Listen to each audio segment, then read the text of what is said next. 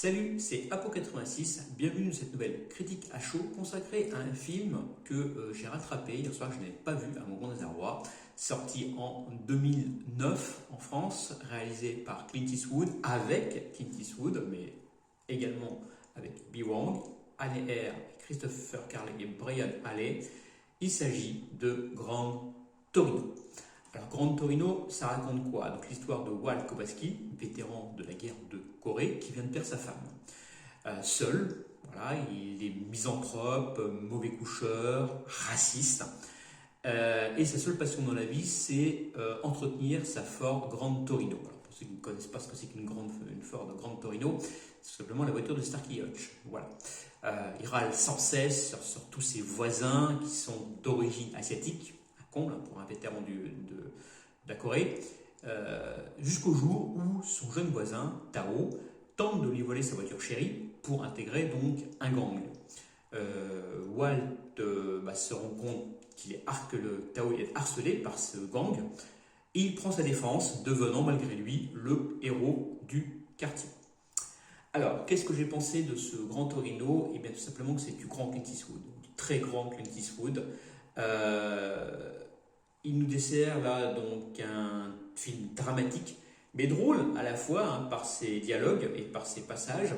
Une critique de l'Amérique d'aujourd'hui, de ce que devenu les USA, sorte de cocktail prêt à exploser à la moindre étincelle, cocktail composé de différentes origines.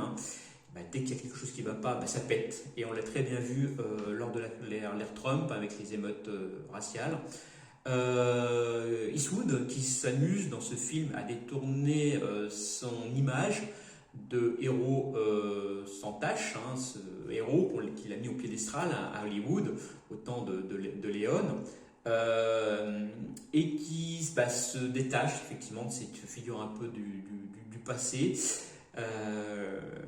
et qui décrit ici un Walt raciste, comme je dis, irascible, mais qui n'est en fait qu'une coquille. En fait, c'est une âme tourmentée, simplement, Walt, tourmenté par les guerres, tourmenté par la perte de sa femme, tourmenté par le fait que les États-Unis l'ont un petit peu abandonné après la guerre, comme beaucoup de vétérans d'ailleurs.